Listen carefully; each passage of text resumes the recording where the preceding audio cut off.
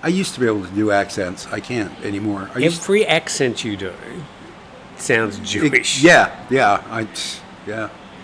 No matter. It's the only accent I can still do. Yeah. Your Scottish accent, Jewish. Jewish, yeah. Your Cockney accent, Jewish. There's Jews everywhere, living in, Scotland too.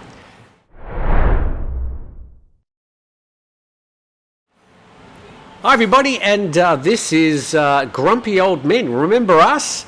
I'm Tim Newton, and this is all the way from the United States, Steve Ross. Steve Ross with an E. Thank you for joining us. It's great to be here. They've probably forgotten about us, and there's 3 people watching. Yeah, that's all right. They're the important 3. And you would notice that Steve has visibly aged over the last 3 weeks. It's been a grueling 3 weeks. Yeah. So I'll say, Steve, tell us about what happened over the last 3 weeks. I'll come back in half an hour. Yeah. Well, it's a serious question. So I went home to Iowa to visit my mother. So what is this? It looks very squiggly. Is that an eagle or something? It is Herky the Hawk. Iowa is the Hawkeye state, and Iowans are Hawks, and our football team are the Hawks. They are the Hawkeyes, but everybody, like in southern Thailand, they cut the words in half. So go Hawks, that's the cheer. Has Alan Alda ever visited the... He played Hawkeye in MASH. Yes, he did. Yes. A different reference. That's Okay. a character from the Last of the Mohicans. I don't know. He may have come, but there was a home football game while I was there, and we got our asses kicked by Oregon.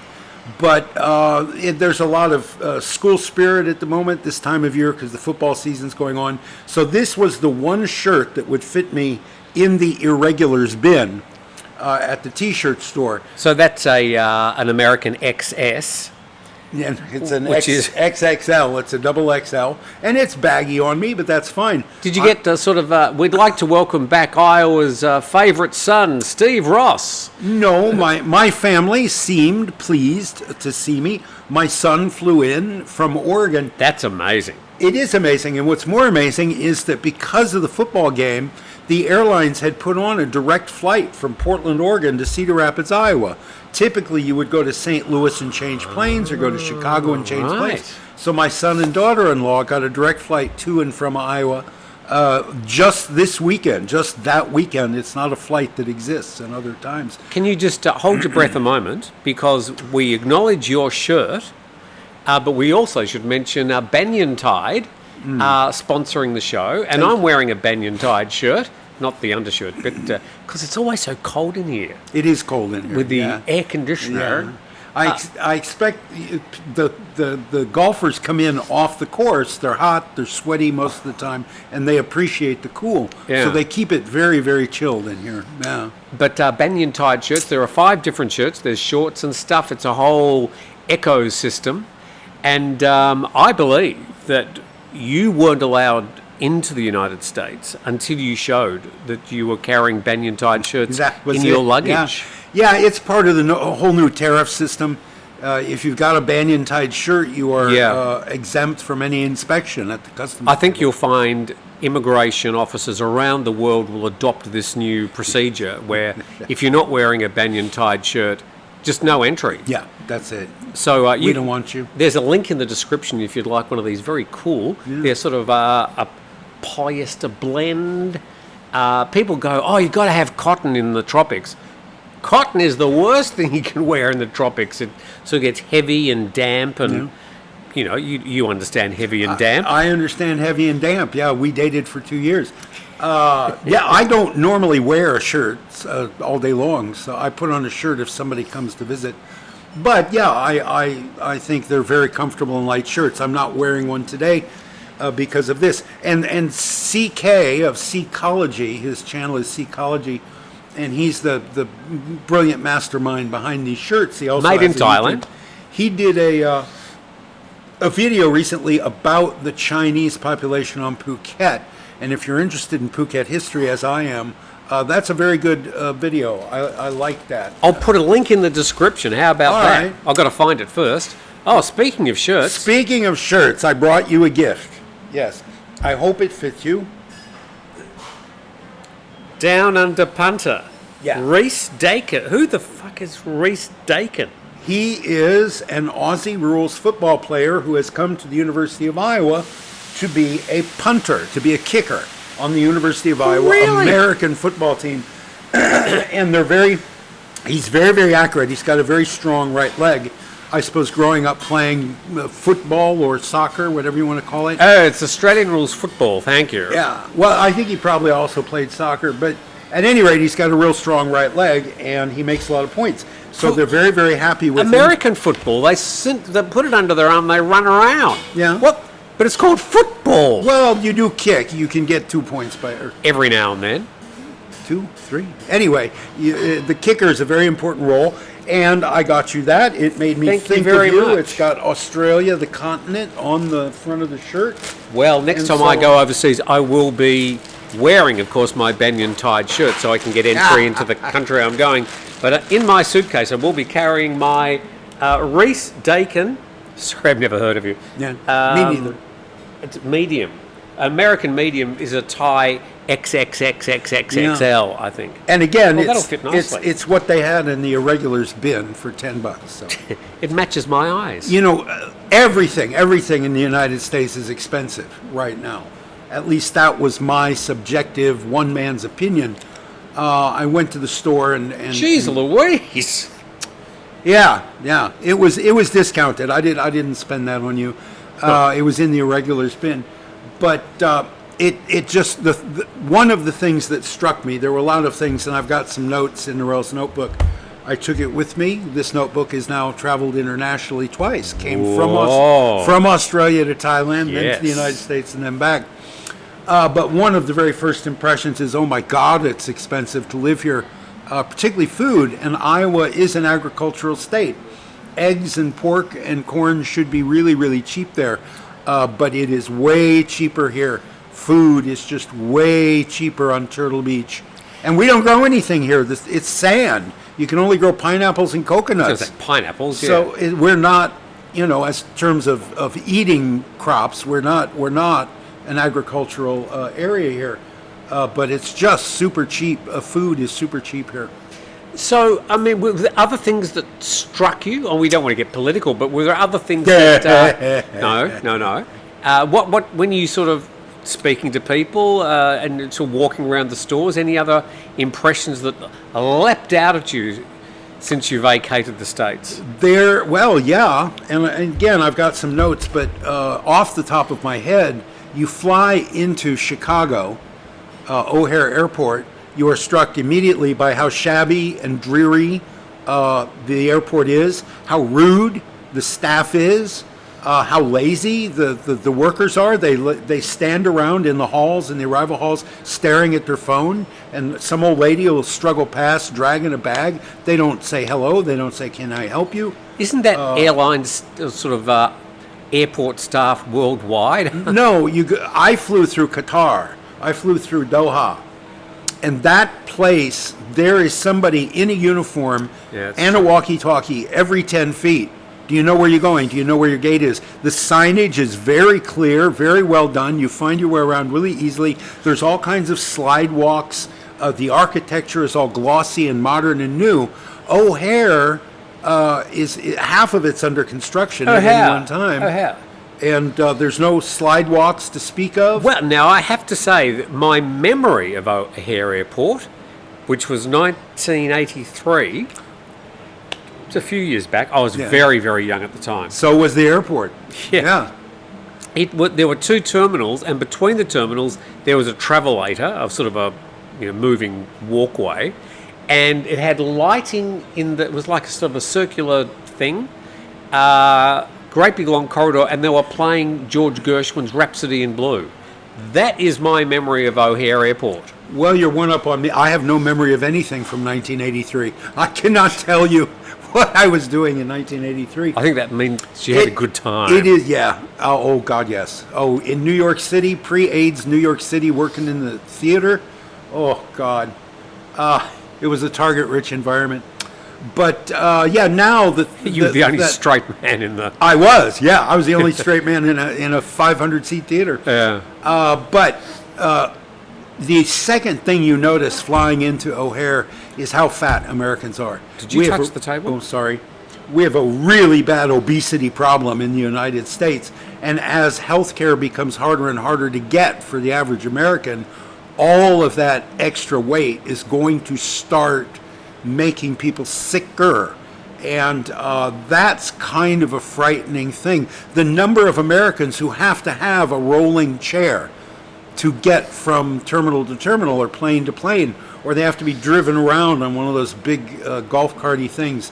We're a very unhealthy, and you go to restaurants, like the all-you-can-eat buffet is very popular, and oh my God, it's a trough, and people line up at it just like it's a trough, and the food is all, excuse me, starch and carbs and sugar, and I think it's a crisis in America, and of course you can't really talk about it in public because all kinds of industries are relying on these gluttons. Well, a lot of people from the outside see that obesity problem and the diet problem in the US generally as a crisis. But do Americans sort of recognize it, or do they see it as a problem? I mean, a lot of overweight people, I see them online and they're saying, oh, I was born big boned, and I've been dieting for months. I've only been drinking Diet Coke, and what? Yeah, or my health is my business. Who are you to tell me what to eat? Who are you to body shame me? Who are you to tell me I'm too fat? Okay, well, you go with God. You do your thing, and when you die at 50 of high blood pressure and congestive heart failure and chronic obstructive pulmonary disease and venous insufficiency, then I'll put a rock on your tombstone. I can't do any more than that. So what is the big difference between, say, the US diet and the Thai diet? Because, I mean, Thai food is a little bit fatty, a little bit salt sugary. and sugar, and MSG. And Thais are, I would say, in the 20 years I've been coming here, they're getting bigger, Yes, they're getting taller, and they're getting bigger. Yes, and that, and 35 years ago you didn't see an obese Thai. Now you do. But the first thing that struck me eating out in the United States is portion size. How much food is delivered to the table on a plate for one diner? It's just enormous. I couldn't finish a meal. Everything is too big and too heavy. And if I tried to clean my plate, I would feel uncomfortable. So that's one thing, just the amount of food that's placed on a plate. So I should mention, we've got a new roti stand here since you've gone. Yeah. The place is like radically changed. Yes. And we've got a new roti store. Yeah, well, I look forward to going to it. They've also got a sign out front that says burger. And yes, they do. Small burgers. Yeah. But again, the burgers, that size, they're not that size. Oh, well. Well, but again, that's fine. That's portion control. They're 40 baht. We call those sliders. Oh, well, that's a bit much for a slider. Yeah. 40 baht will get you a plate of noodles. That'll get you a whole meal. If you live in my budget. So, yeah, they are the renaissance that's going on this beach, leaving for 2 weeks, just 2 weeks and coming back. New restaurants are opened, all this construction now, like you pointed out, eight derelict homes in a row that have been empty and roofless for at least, 15, 20 years. And now people are putting money into them and fixing them up, and they're going to, I suppose, Airbnb them. I don't know that for a fact. But yeah, there's a lot No one will tell me. A lot going on Turtle Beach this year. A lot of change. I suspect, a lot of people go, oh, it's you guys, you've ruined the town. I would say if we weren't here, all this would have happened anyway. Yeah. It's just a natural, organic development and following through from the end of COVID. Right. Post-COVID rebound. And there's always... Renaissance. There's always been Thai tourism on this beach, but now there are white faces coming with white wallets and white budgets, and there's more and more and more business being done. And I think, for the most part, that's a good thing. As long as the park, as long as nobody puts a Club Med on this beach. Well, it can't happen. It won't happen. and so I think we'll be fine. As long as half the voters in the Ampur are Muslims, there won't be, Soy Bangla, there won't be a walking street. And I think that's for the better. Let all that stuff stay in the Farang ghettos. The titles are such that they can't build those sort of things. You can't buy the property. Thais can't buy the property along the foreshore. There's no chanot. No, so no one is going to throw huge amounts of money. Well, some people do, but it pays off, right? Yeah, well, I amortised my costs over my 10-year lease and figured, I can do something with this. And after 10 years, I don't want to be making beds when I'm in my late 70s. Yeah, not even my own bed. No. Yeah. Do you? Would you like me to dive into Narelle's notebook and? Well, you've made some notes about your trip. Yes, I did. So I think the focus of today's program is Steve referencing things he did in the United States whilst not touching the table. Did you ever have to write a paper when I was in grade school? What I did on my summer vacation was you were assigned to write a paper on what you did. Mine were mostly R-rated. I couldn't read them out. By the way, I don't wear a watch. But a man named Don Irwin came to visit me with his lovely mother, and he's a watch collector, and he brought me a watch. And like I said, I haven't worn a watch since I was in my 20s. I spent much of my working life sitting in front of a monitor, and there was a clock on the monitor. Get in the car to drive home, there's a clock on the dashboard. Hello? Well, if you ever have a fancy dress ball to go to, you're welcome to borrow this. What sort of watch is it? I don't remember the brand, but it is the style of watch worn by Martin Sheen in Apocalypse Now. And there are a lot of real close-ups on his watch for whatever reason, and this is in that in that style. So you wear watches on your left hand. I wear watches on my right hand. I think I'm a bit unusual because I'm right-handed, but I've always Tell me, do you? Yeah, in the comments, do you think he's unusual? Yeah. Do you think either of us is unusual? Is there anybody else out there that wears a watch on their right hand? Because that seems to me where I should be wearing a watch. It's always felt natural and normal. Mind you, I haven't worn a watch for me either. A million years. Thank you, Don, very, very much. Yeah, and Don hasn't given me a watch, so... Well, we can share this one. I can't wear it during the day. It'll get covered with enamel paint and plaster of Paris and cement and stuff. So I'm going to keep it and cherish it.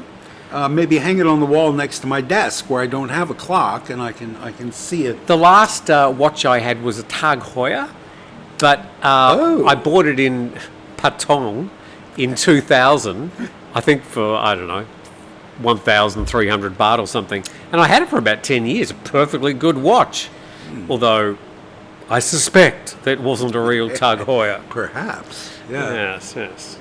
All right, so Steve's impressions, and these are these notes were made over the course of 2 weeks. You got 17 pages Yes. there. Well, not all of it is for the show. This is a design. I'm going to make a playground structure out of cigarette lighters for school. Looks like an igloo. Yes, it's going to be an igloo that the kids can climb on top of, but it'll be all encrusted and bedazzled with cigarette lighters. Bedazzled? Yeah, bedazzled with cigarette lighters. This is a page of prices. I went to the store and wrote down the things I buy in Thailand. Right. Bananas, oatmeal, oranges, coffee, rice, tuna, blah, blah, blah. I've only been back a day, so I haven't had time to go to the Lotus here and compare prices. Subjectively, my impression was much more expensive. Food is way more expensive. How would you go on The Price is Right? Would you be a contestant? No, I'd be terrible at that. Yeah? Yeah, I don't pay attention to prices. I don't count my change. I've never counted my change once in my life. Is that show still going in the US? Yeah, I think so. Who was the last? Drew Carey was the host. Drew Carey was the last one, yeah. You know, Drew Carey was a U.S. Marine. He's a Marine veteran. I never knew that. Okay. I thought he was a pudgy little comedian, but he was once a pudgy little Marine. Okay. Yeah. All right, so and he had that great big long microphone. I thought was very bizarre. Yeah. It's like a cigarette holder. He used to hold it down here. But he was successful at it. He He was on that show for many, many years. And he hosted Whose Line Is It Anyway? Or whatever that show was. improv show. Did he host that? He I thought hosted that was it. Aisha Taylor. She took over after him. Oh, okay. Okay. She's a talented girl. Yes. Archer is one of my favorite shows in the world. If you know Archer, it's an animated show, and she does one of the voices. Okay. Oh, Archer is so good. Oh, if you get a chance, watch Archer. Love that show. It's animated, and I love animation. I got to see a lot of things on, because I don't have any streaming services. So, like, I've never seen Hamilton. And I was a theater major. I worked in the theater for many years, and I've never seen Hamilton. And there's a recorded performance with the original Broadway cast from 2016. Got to see Hamilton finally. Got to see Wicked, the movie Wicked, finally. And there's a follow-up. There's the Wicked. Yeah, the second act of, Wicked 2. of the Broadway play, which was just, I think, on the 21st released in theaters. But I got to catch up on some media that I haven't seen in a while. The last season of Young Sheldon, which I didn't get to see, so I watched it on the plane for 6 hours. I killed 6 hours on a 12-hour flight watching Young Sheldon. Yeah. All right, so forgive me, I'm really congested. The flight there, I got off the plane with some kind of head cold, some kind of flu from being jammed in planes with strangers. So for the first 2 days in the States, I was sick. We don't have those problems in first class. Yeah, sure. Oh my God, the first class on Qatar Air, it's almost like a cabin. It's almost like a sleeper on a train. How did you get to see it? Don't you? You have to walk through. They let you in the front of the really? plane. They let you in the front of the plane. And How you have to rude. walk through first class. Rude. And of course, they let business and first class on first. So those people are already settled into their little cabins. Oh, I'd into be their little sitting on my kiosks. cabin with my feet up, with Yes, the door open. Yes, and a glass of champagne. They've already served drinks to the first class before they let the plebes on board. Hi, hello. So 300 Back you economy. go, back you go. yes, 300 economy class passengers have to do the walk of shame through first class. I thought that was insensitive, but again, yeah, I'd want to gloat. Sure. If I was paying 4 times as much to sit in a cubicle. 4 times as much. I would guess. Or it's 10, 20 times as okay. much. So those people, yeah, I'd gloat a little bit. You know, enjoy the flight. Can you remember what sort of equipment it was? Was it a The plane? Boeing no, 777? I'm sorry. I don't Don't know do anything planes. about planes. The seats were much bigger on the Qatar airplane than the American plane that took me from Chicago to Iowa. Now that's interesting because the US has led the way in making seats smaller because so many of those big American airlines were taken over after several bankruptcies by accountancy firms, and they said, let's jam more seats, make the seats smaller. Yeah. Yet, of course, this is a country where the people have just been getting Getting bigger. Oh my God, yes. Yeah, It doesn't work, doesn't make sense. The effect of private equity on industry. Yeah. Yeah, it's all about the bottom line, and it's a very uncomfortable flying experience. I can tell you that. I will never do a long flight ever again. I'm seriously thinking of looking at boats. I got all the time in the world. You can book a cabin on like a container ship and go, continent to continent, because there are people who have pathological fear of flying, and that's how they travel. Well, I've been thinking of next year, because I've decided I want to go home every year and see my mom and see Amy and see the family. And I think next year I'm going to look into boats. what? I got time. I wouldn't even know where to start to look. What do you type in boat trips from Thailand to the United States? I would say container ship passage, international container ship passage, and there's probably an app for that, or a travel agency that specializes in that. Didn't Michael Palin, what's his name? The guy from Monty Python. Michael Palin? He had a travel show. Yeah. Huh. And he went by boat from destination to destination. I You'd think have it those, must still be available. Those rough, wharfy types would be working on those boats, wouldn't they? I would guess, but I'd be a passenger. I wouldn't mingle with the hoi polloi. They wouldn't have a buffet or a sort of a show every night. I don't know what they would have. I'm going to spend a year looking into it, because Oh, I do that's not interesting. want to fly again. No. Oh God. See, I'd take the train if I could, but I don't think there's a train across the Pacific. Not yet. Not but yet. Elon's working on it. Right. So just wait. The bridge across the Marianas Trench is really majestic. Yeah. Okay. So other impressions of the United States, things that struck me. Walking on carpet. I just haven't walked on a carpet in 3 years. I haven't seen a carpet. I haven't seen a carpeted room. Did you want to take your shoes 3 off when you years. got to the door? Oh, wearing shoes in the house. Weird. Oh, Weird. yeah. I couldn't do that. It feels weird. Just wearing shoes all day long. Your feet feel incarcerated. I wanted to take off my shoes and socks everywhere, but it was too damn cold. Oh my God, is it cold in Iowa right now? Oh my God. Yeah, I went from complaining about the heat to complaining about the cold, and I've come back and now I'm complaining about the heat again, though it was freezing last night. I don't know if you noticed. It was a cool night. It was cold as hell last night. Well, I think it got down to maybe 20. Yeah, I don't know those Celsius. I don't know those numbers, but it was cold in Iowa. Happily, I am the same size as all of my family, and my family very generously brought me a lot of winter clothing to wear for the 2 weeks I was there, and I was very grateful for that. And it's all about layers. It's all about managing layers. I had forgotten that. It's all about making sure that you're wearing enough layers when you leave the house, but there are garments that you can take off easily. Say you're going to a movie theater or a restaurant, you don't want to be standing up and fighting off your clothes. So it's got to be button-down fronts and things, and you start with a light T-shirt and then a slightly heavier flannel shirt and then a sweatshirt and then a parka. And it's all about managing layers. I'd forgotten that. When I have international guests come to the beach houses, I always very intentionally, when I show them the house, always sort of very intentionally take my shoes off at the door, looking back at them, so they don't have the embarrassment of entering the house. Right. Because if they do, I sort of look down at their shoes. In Thailand, we take our shoes off. Yeah. So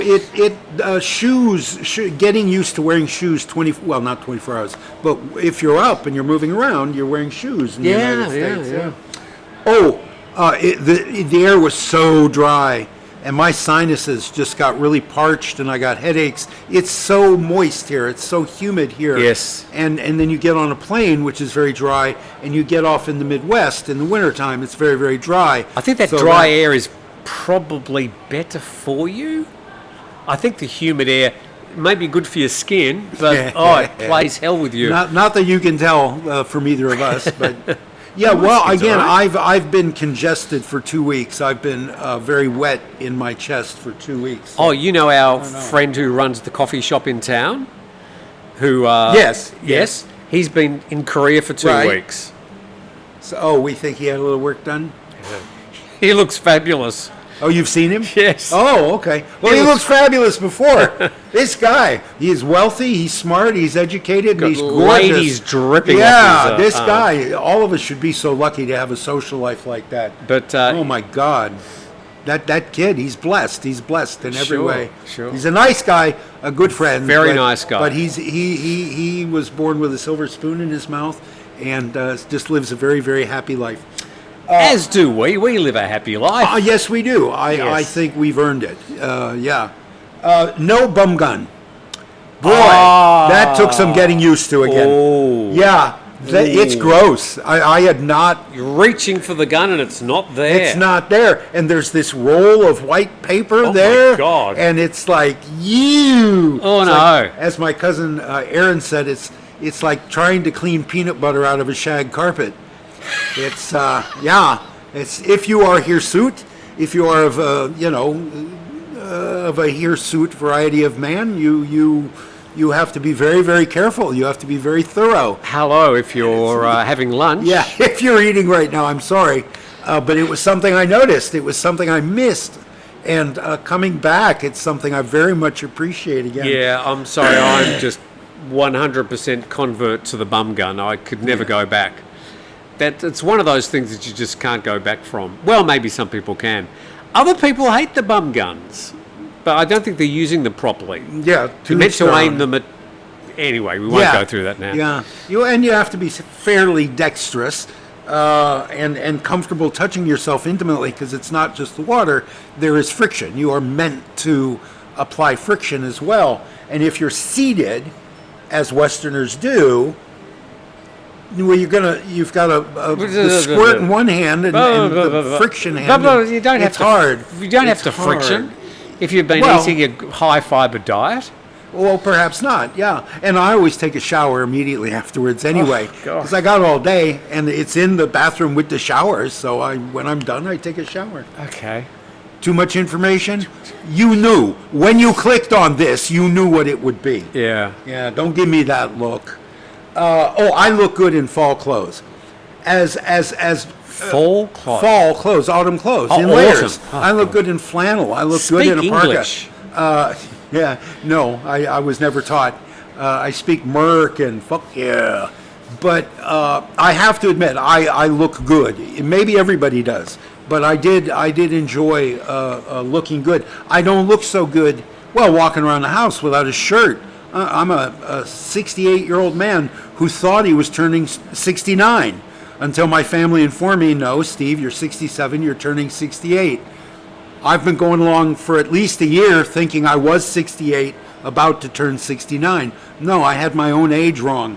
So trust me, you know, Have you ever on looked anything. at your passport? No, I don't have reason to look at my passport. I don't I travel. came to Thailand because living in Melbourne, Australia, we have a cold winter and a cool autumn. And I had some fantastic coats, really, really nice coats. A lot of stuff from the early Zara when they were a sort of good quality brand. And I don't know why I thought I'd need them or even want to bring them to Thailand. But I sort of just gave them away. The Thais were happy to take them because if it gets below 30, they're on with the beanies and the coats and the everything. flannel, yeah. But I had some fantastic. If I have to go back to Australia, which I hope never happen, well, I'm happy to visit there, but I don't want to live there anymore. I'll have to rebuy all those. You borrow them from your family. I'll get a hoodie. Old guy with a hoodie. Next impression, there are many, many more ads on YouTube in the States than I see here. As much as I complain about the ads on YouTube here, many more. And oh my God, Qatar Airways on their in-flight entertainment, do they run the ads? Boy, they are all about capitalism. The whole airport, the Doha airport, is a giant shopping mall. Are the ads about Qatar Airways? It's about Qatar. Visit Qatar Okay. and Qatar National Bank. There's a lot of finance. Yes. You know, this app will help you with your stock choices and things like that. The people flying Qatar Air are apparently business people, and there was a lot of that kind of stuff. And Kevin Hart must have got $1 million. He does, you know, Kevin Hart. He's this black Comedian? D-list comedian in the States, and he does the safety lecture about how to put on the thing, and your seat cushion can be a flotation device. Isn't that a peculiar choice? I would have thought yes, but perhaps he's the D-list celebrity who said yes. Maybe they asked 15 people and they finally got to Kevin Hart. But they're not short of a buck. They would have, Well, I don't know. Is Kevin Hart recognizable to a Mideastern audience? That's what I Has would have he- thought. Has I he mean- done movies that they appreciate? I would don't have know. got Anne Hathaway or But I said- Meryl Streep or Yeah, somebody, I don't know. For whatever reason, they chose Kevin Hart. And the stewardesses seem pleased not to have to stand up and say, there are exits on the row, and if you're seated next to an exit, you have to be able to open the exit. Yada, Or wouldn't yada, you get yada. like a Qatari winner of The Voice or a Qatari yeah. pop star? I couldn't don't know. name any, It's but- Kevin Hart. Go figure. Oh, and speaking of advertising, on American television, it's like they assume the whole audience is on their deathbed. The I've amount spoken of about this before. medication, the amount of medicines and things Should that be are sold, banned. and catheters and feminine hygiene products and Ozempic. Oh my God, they push the Ozempic. We are apparently a sick nation because Hello. it's either oversized vehicles, it's either pickup trucks the size of a house, or it's some kind of pill. And that's everything that's advertised that I saw. Yeah, well, I've mentioned, but back in the 80s, all I saw was a whole lot of medical and sort of hospital-related and health-related products. So not much has changed there in that regard in the last 40 years. What do you think, if you have been to America or if you are American, is the advertising space obsessed with medical products? Yes, I vote yes. Just Yeah. And, just get public health. You know, I take blood pressure medication. I've had 2 heart attacks. I have GERD, gastroesophageal reflux disease. At one time in the 90s, I had scarred the bottom of my esophagus shut. I couldn't swallow food. So they put down a balloon and they forced open that sphincter, the antrum of the stomach. Well, now it's permanently open. So any acid in my stomach is going to permanently splash up on the esophagus. So I have to take an antacid every day. I believe in the Western medical chemical model of medicine. I think, Western doctors saved my life 3 times in the OR.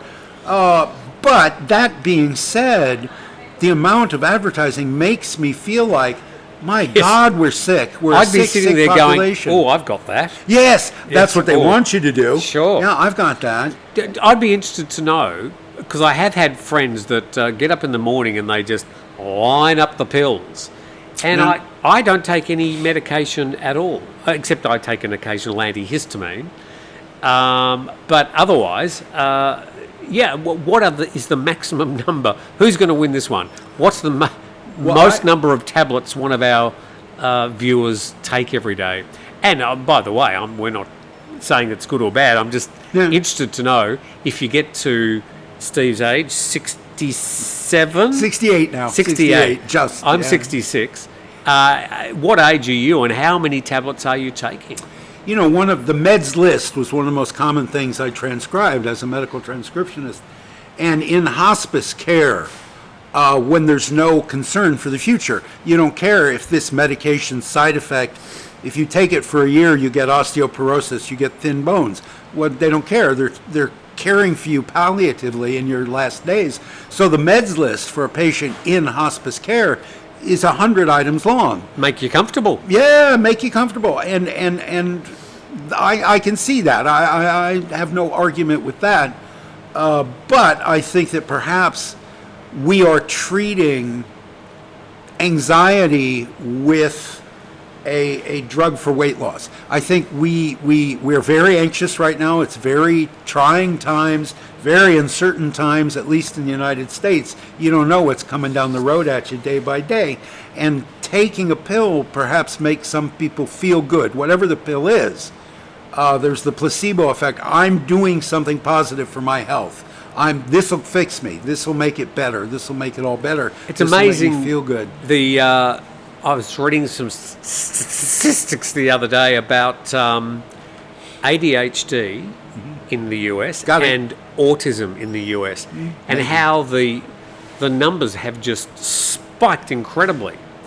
And in some age groups, it was just like, over 50%. I'm going, people didn't have that back in the 60s. No, they had it, but it wasn't reported. We didn't recognize these as ailments until about 50 years ago. When I was a kid, I was certainly ADHD. Nobody ever diagnosed me and put me on medication. They beat me with a stick. You were just the annoying kid in the back of the class. Yeah. So I think these things existed. It's like sexual assault. If you look at the statistics, 50 years ago, suddenly there was a huge jump in sexual assault in the United States. When people felt that they could report. Right, when women felt like they could safely go to the police and report an assault. So it's not that there's more of it around now, or it's not necessarily that there's more of it around now, though the population is certainly much bigger, but there's more of it being reported, more of it being labeled, and more of it being treated.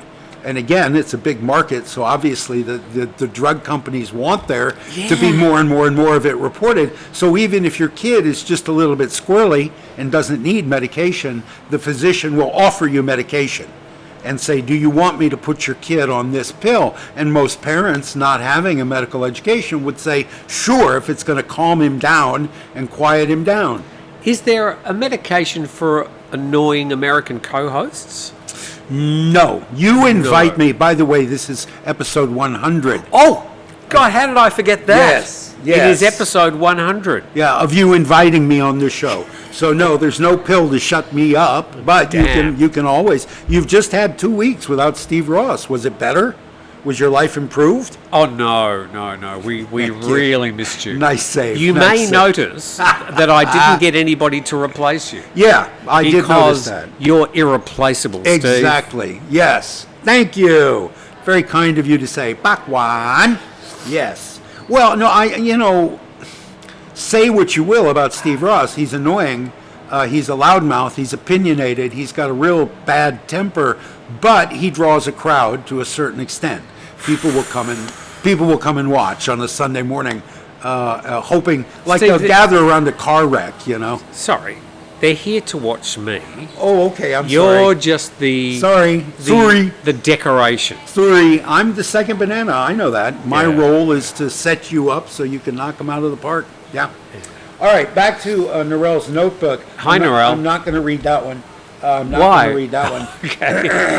Oh, hi to Mark, by the way. Mark, who came and stayed yesterday. Mark, Yes, hi, Mark. He comes to Phuket twice a year to train at a Muay Thai gym, and I don't know. Mark would be 60-ish, 60-ish, yeah. and he came up to Turtle Beach to say hello to you, say hello Yep. to me, and to Daisy. He wanted to say hello to Daisy. Daisy, everybody loves Daisy. Mm-hmm. I don't like me, but they love Daisy. Yeah, she's sweet and fuzzy. Hello to Mark. She's so fuzzy. I watched a video. I got homesick, so I was watching Thailand YouTube videos. And there was a guy doing one of these usual run-of-the-mill, I built a house in Isan, and this is what it cost, and this is what the lighting cost, and this is why I made it open plan, yada, yada, yada, yada, yada. And at one point he said, well, we're a little bit, he had gone to the UK to lay bricks, and save up his money. Meanwhile, his girlfriend is building this house on her family's land in knock on nowhere. And he comes back and he says, they weren't as far along as I expected them to be. He said, I guess the whole crew took a week off for Songkran, and that surprised me, he said. My reaction, if that common banality surprises you, you're moving too quickly. You don't know enough yet. Yeah. Don't be spending buckets of your bricklaying money if you don't know everybody's going to take Songkran off. You need to wait. Just wait a few years, read some books, learn the language.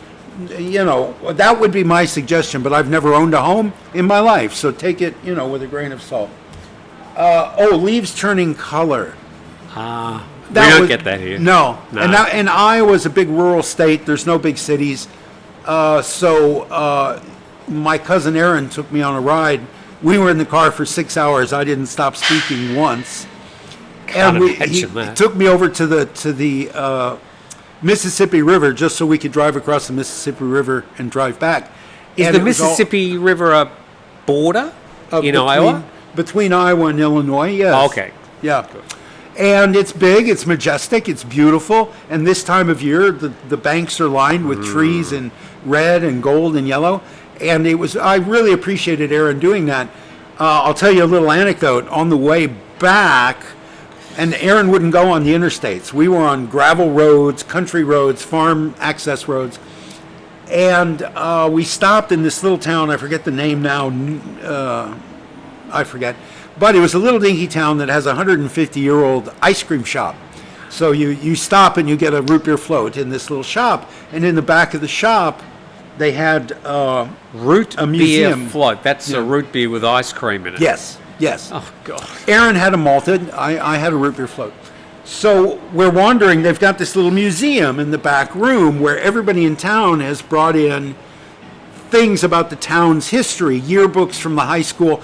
It's a dinky little town, so much of town life centers around the high school, the football team, the Beavers particularly. So they had a bunch of letter jackets and uniforms and yearbooks and things like that, and newspapers, framed newspapers. And of course, this is one of these places where every politician who tours Iowa will have their photo taken there, because Iowa traditionally, not now, but traditionally, Iowa had the first caucus in the nation. Presidential elections the campaigns began in Iowa. I think they still do. No, North Carolina has now scheduled their primary a week before the Iowa caucus. Okay. Because it gives your state just disproportional attention. And after Iowa votes, after the 15 soybean farmers who live in Iowa vote, then the networks all say, okay, well, X is in the lead because she took Iowa. Yeah, there's like 15 voters in the state. So, Right. So now North Carolina, I think, wants that. Anyway, back to the little ice cream shop. Yes. So we're walking around the museum, and it's full of stuff that's been donated by people in the town. So it's kind of haphazard and random how it's all displayed. And so, as I do, I took my finger and went along a tabletop. Oh, it's clean. Gosh. So I went to the picture frames and went along the top of the picture frames. They're clean. I shook a couple of uniforms hanging from the ceiling. They're clean. They're not covered in dust. This whole place is absolutely spotless. So we went back up to the front to pay for our sodas. And there was a young girl, a teenage girl, behind the counter. And we were the only people there, the three of us. And Aaron's looking at souvenirs. He wants to buy souvenirs. So I'm paying for the drinks and just talking with the girl. And I said, boy, it's really clean back there. Who cleans it? She said, I do. And I said, I just started talking to her. Oh, are you from this town? And were you a beaver? And she says to me, I am a beaver. I'm in high school. Like, I'm not hitting on you, lady. Sounded to me like you were. Well, it sounded to her like I was. In Yes. Thailand, no, that wouldn't even count as flirting. You shuck and jive with the sales girl anywhere you go. With the little Muslim girls in the 7-Eleven, I joke around with them. It's just joking around. So is the Me Too movement. Well, whatever it is, this Right. young 16, 17-year-old girl saw me as a threat. Saw my casual. I was just waiting for Aaron to pick a souvenir so I could pay for our drinks. So is the moral of the story that you were chatting up the young girl, or that everything was really clean? The moral of the really clean was just what the conversation Oh, okay. started at. Oh, okay. But the moral of the story is, it seemed to me in this one encounter, perfectly subjective, not statistically relevant, but in this one encounter, it seemed to me that this young woman was on the defensive immediately. That she was assuming that I was a dirty old man and I was chatting her up for naughty purposes, I guess. I don't know. But she was very defensive almost immediately and very quick to point out to me that she's underage. If you were walking around my store with checking all the surfaces for dust, I'd be a bit defensive as well. Maybe so. Maybe that was it. Yes. All right. I'd be pissed off. Drinking water from the tap. Oh. Go in the kitchen with a glass and just in the Yes, sink get yes. a glass of water. I do miss that. That was enjoyable. Having for said 2 that, weeks. I've said this often enough, but do you think that if you drank from the tap here in Panmung, or even most places in Phuket, do you think you'd get sick? I think the water is potable these days. It doesn't have a smell. It's clear, if your pipes are clear. I think the water's probably potable. I think you should test it. That's what I think. No, listen, I bathe out of a 50-gallon garbage can in the backyard in the hot season. I have a water heater in my bathroom, and I will shower on a cold day. I'll shower in hot water. But through the hot season, certainly 5 times a day, I go in the backyard and I bathe out of a garbage can full of water. That garbage can will have a sediment on the bottom of it, of brown dirt. It's the same water that comes out of the kitchen tap. So no, I don't. Water in the bottle is so cheap. Oh, the water's very, very cheap. Yeah, why risk it? Do you clean your teeth with the tap water? That I use tap water. Yes. So do I. Yeah. I don't think twice about it. And I boil eggs in tap water, but I make rice with bottled water. So it's maybe a little hit or miss, but Yeah. I'm not with drinking water so cheap. And it's environmentally sustainable because it's in big 5-gallon things that you refill, so there's no throwing plastic into the landfill. So I'm happy at this point to just buy. It's just become one of water. those common memes about Thailand. You don't drink the water out of a tap, but I suspect that a lot of the water supplies are now very good. But I don't know. What do you think? Yeah. No bucket hats. What? Yeah, everybody's wearing a hat because it's cold as hell, but they're all knit caps or hunting caps with ear flaps.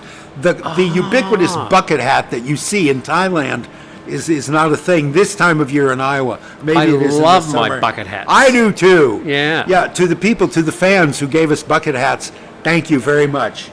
I am now, it struck me, I had not thought of this until the first big meal where the whole family was together. And my son and his wife flew out from Oregon to, I've said this, my cousin Joel came in from New Jersey. All of us were there for the first time in 10 years. And I realized I am now the oldest male in my family. The patriarch. Yeah, literally. Yeah, I'm Did you I'm sit at next on the list. Did you sit at the head of the table? Sort of One anointing time the. we had 3 big meals, and one time I sat at the head of the table. But I'd be it just- wallowing in that. I'd be living. Bring Well, me more food. yeah, well, the patriarch pays for dinner usually, so Oh, I no. bought $400 worth of sushi for my family and left an $80 tip. So I spent $500, which is a third of my monthly income on tip. sushi.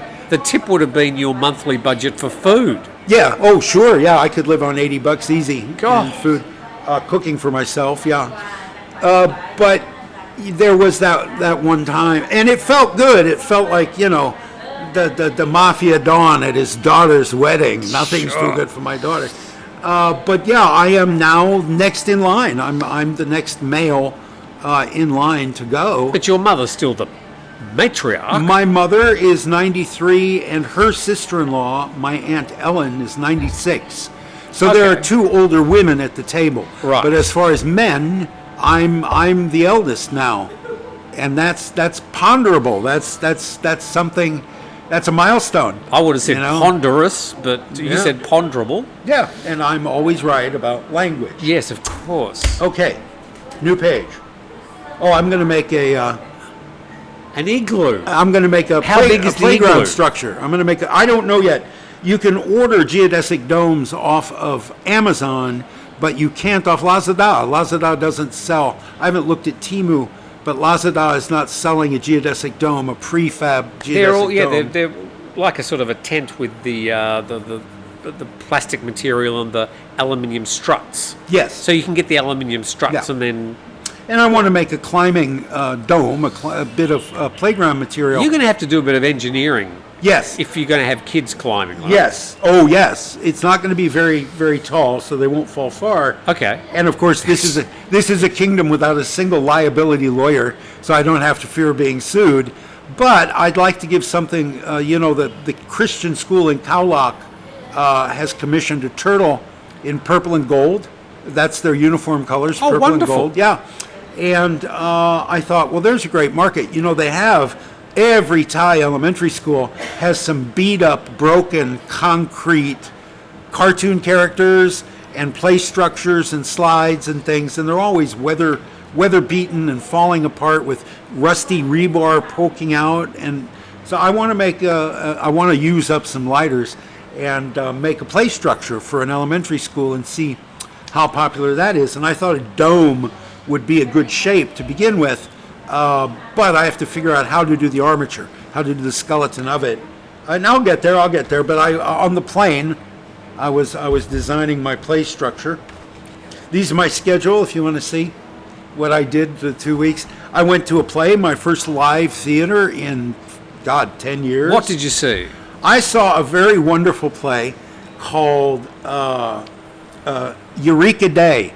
And it's set in an elementary school classroom, and the parents' committee, it's 2018, and the parents' committee has come together because there's an epidemic of mumps in the town of Berkeley, California.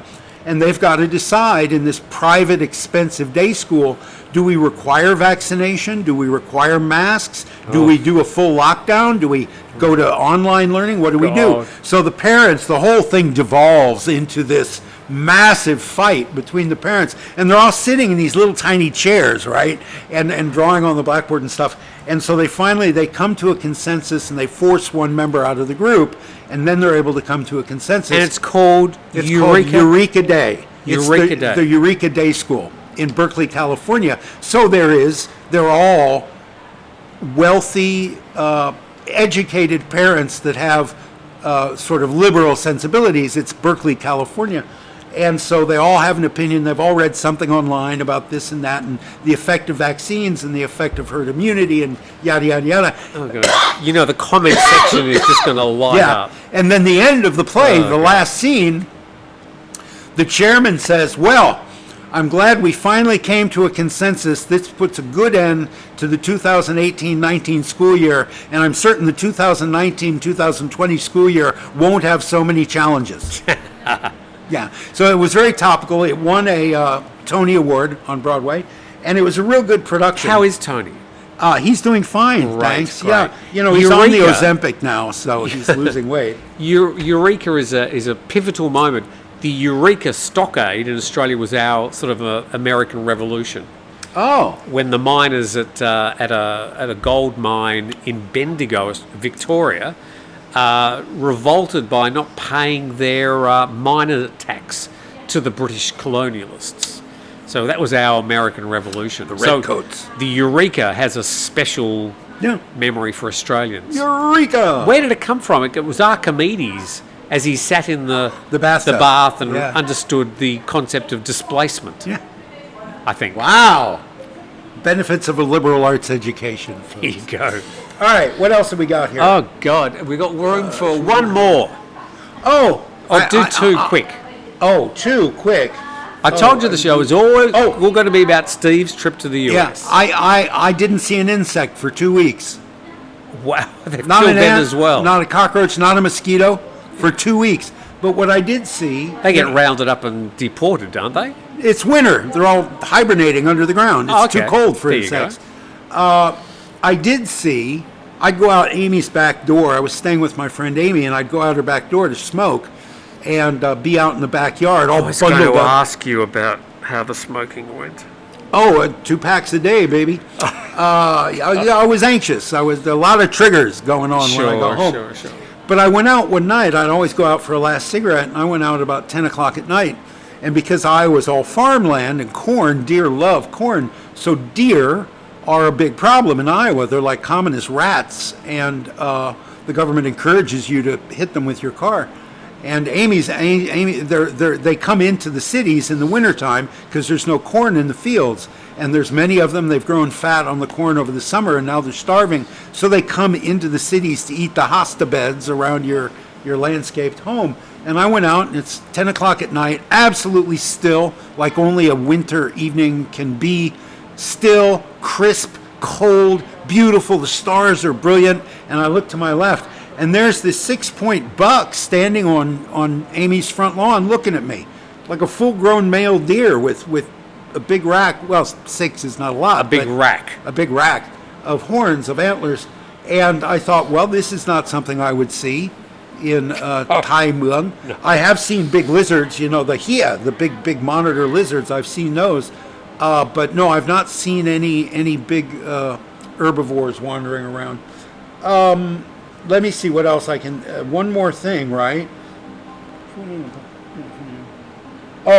I was telling a guy... Oh, no floor fans. The ubiquitous floor fan? Right. That we all have pointed at us all day long? Right. None of those in Iowa.